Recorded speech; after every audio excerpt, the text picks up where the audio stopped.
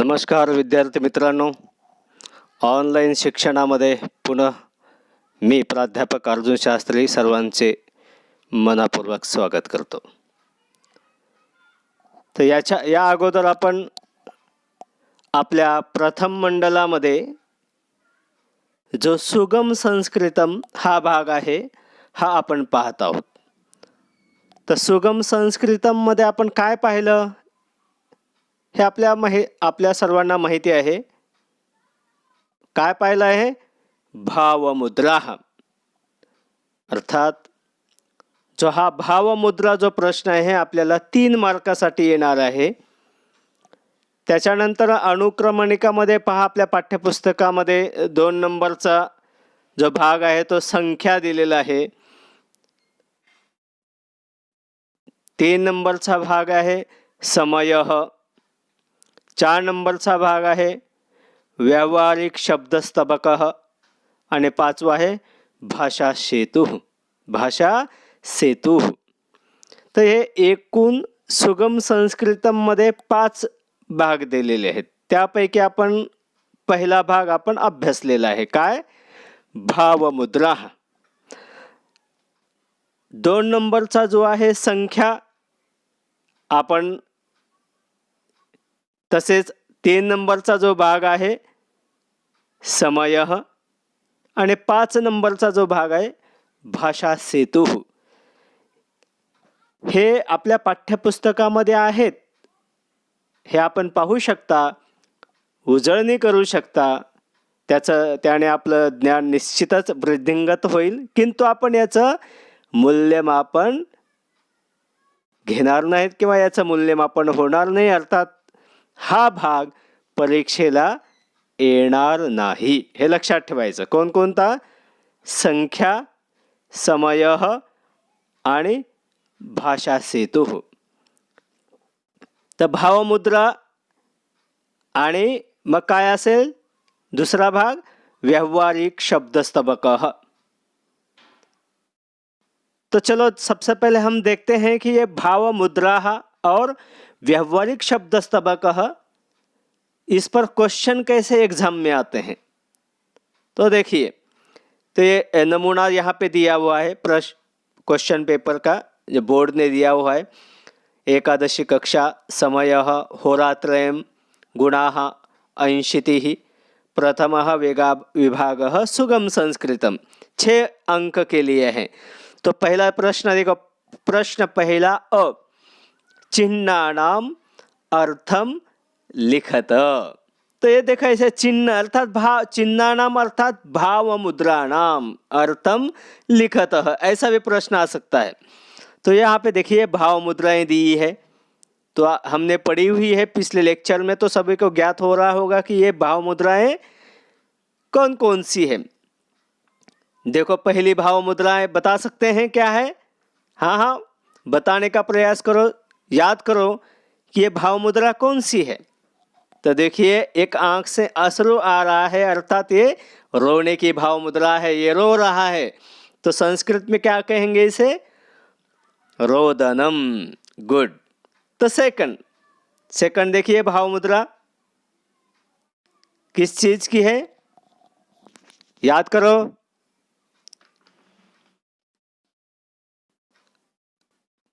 हाँ, कौन सी है? मौनम, यानी शांत रहने किंवा गप्प बसणे. गुड. तीसरी पहा, तीसरी भाव मुद्रा याद आया? जीतम, है ना, जिंकणे. हे पहा, केवळ अशा भावमुद्रा आपल्याला परीक्षेमध्ये येतील. केवळ खाली त्याचे संस्कृतमध्ये त्याचे नाव लिहायचे आहेत. जसं पहिल्या जी आहे त्याच्या खाली रोदनम 1 मार्क, दुसरीच्या खाली मौनम 2 मार्क, तिसरीच्या खाली जीतम 3 मार्क. पैकीच्या पैकी आपल्याला इथे अंक निश्चित मिळतील, गुण निश्चित मिळतील.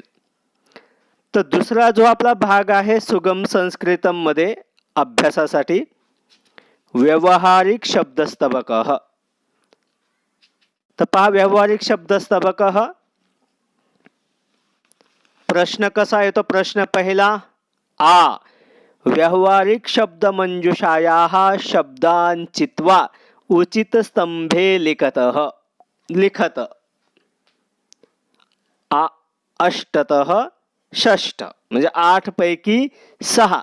हे पहा, या ठिकाणी टेबल दिलेला आहे छान. पर्यटनम, भांडागारः, रुग्णालयः. तर 3 स्तबक दिलेले आहेत. तर एकूण आपल्याला पाठ्यक्रमामध्ये 7 स्तबक आहेत. तर 7 पैकी परीक्षेला किती येतील? असे 3 येतील. कोणतेही 3 येऊ शकतात. आणि त्याच्या खाली 8 शब्द दिलेले असतील. किती? 8. 8 पैकी आपल्याला 6 शब्द लिहायचे आहेत व्यवस्थित, बिनचूक. अर्थात प्रत्येक शब्द जो है हमें हाफ अर्थात आधे अंक के लिए है. तो अशा प्रकारे प्रश्न आपला पहिला अ आणि आ असेल. तर 3 आणि 3 किती? 6. पहा, अतिशय सोपा प्रश्न आहे पहिला.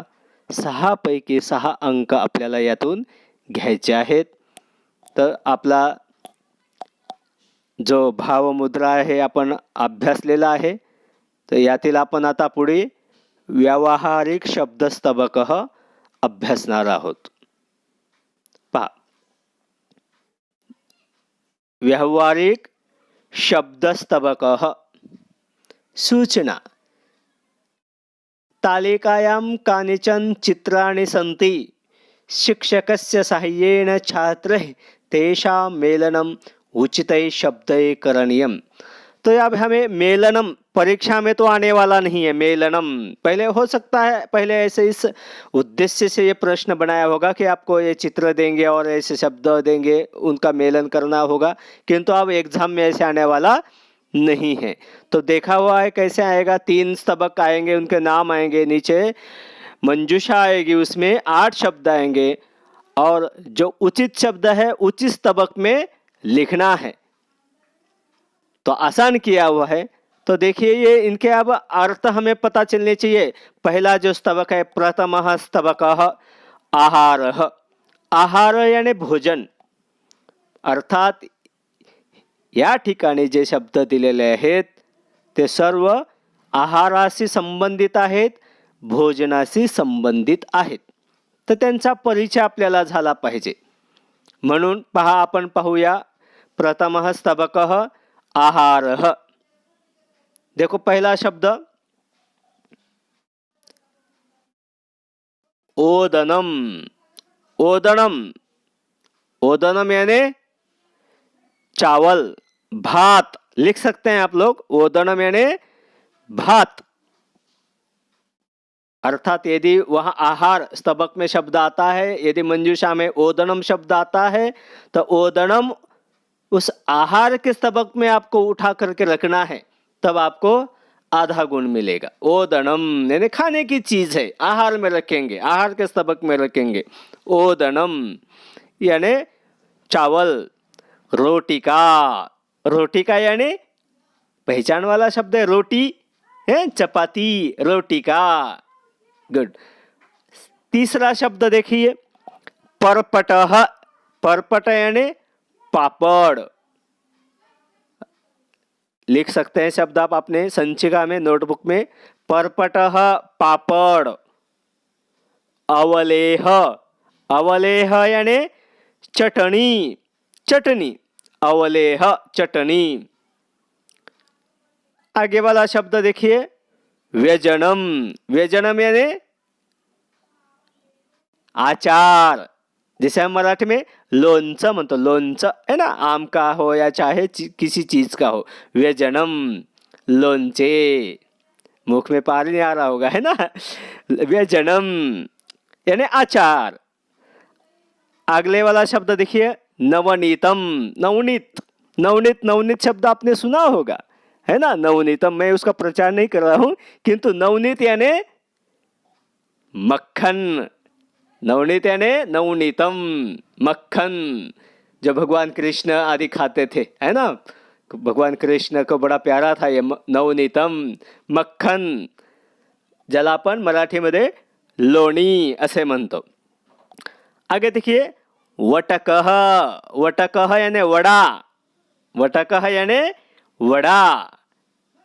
आगे जलपुरिका, जलपुरिका यानी पानीपुरी, गुड, पानीपुरी. आगे वाला शब्द देखिए, पानक गोलकम, पानक गोलकम, गोल गोल होता है भाई, पानकम गोलकम, उसमें पानी होता है, मीठा रस होता है और गोल गोल होता है, गुलाब जामुन, है ना. सारह, सारह यानी आमटी, आमटी, सारह यानी आमटी. पायसम, पायसम यानी खीर, दुधाची खीर. तांबूलम, तांबूलम, तांबूलम समर्पयामी. सुनाव काय, हे पानाचा बिडा, देवीला जे आधी वाहतात किंवा लोक भोजन के पश्चात जो खाते हैं तांबूल, पानाचा बिडा, पान जिसे हम कहते हैं. फल पानीयम अथवा पानकम, अरे शरबत, जूस जिसे कहते हैं हम. फल पानीयम अथवा पानकम यानी जूस अर्थात शरबत. अपूपह, अपूपह अनारसे किंवा मालपुआ जिसे कह सकते हैं, अनारसे, अपूपह अनारसा. लड्डुकः, लड्डुक यानी लाडू, ज्याला आपण मोदक म्हणतो. शाकव्यंजनम यानी शाक यानी सब्जियां, व्यंजनम भाजी म्हणजे पालेभाजी. तो इस प्रकार ये आसान सा है ये आहार, पहला जो स्तबक है. तो चलो देखते हम द्वितीय स्तबक. देखो ये भांडागार, यानी ये जहाँ पे भांडे ठेवलेले असतात तो आगार, म्हणजे किचन, रसोई, रसोईमध्ये ठेवलेले असतात ना भांडे, की त्या ठिकाणी जो रॅक लावलेला असतं पहा, हे भांड्यांचं आगार. आगार म्हणजे स्थान, ठिकाण, बस आगार म्हणतात ना, बसे थांबण्याचे ठिकाण, तसं हे भांड्यांचे ठिकाण भांडागार. तर पहा या ठिकाणचे शब्द पहा, सोपे सोपे आहेत आणि हे लक्षात ठेवायचेत आपल्याला. हे कोणत्या स्तबकामधील आहेत ते नंतर आपल्याला परीक्षेमध्ये लिहायचं आहे. चालणी, आसान शब्द है, चालनी, है ना. छाननी जिसे हम कहते चाळणी, है ना, चालनी. कटाह, कटाह यानी कढ़ई, देखो कटाह यानी कढ़ई. पक्त्रम, पक्त्रम यानी तवा, जिसपे हम ये अपनी चपाती आदि करते हैं तवे पे. पक्त्रम जो पकाता है, कौन पकाता है, रोटी को तवा, है ना, तवे पे पकाते हैं. पक्त्रम, तवा.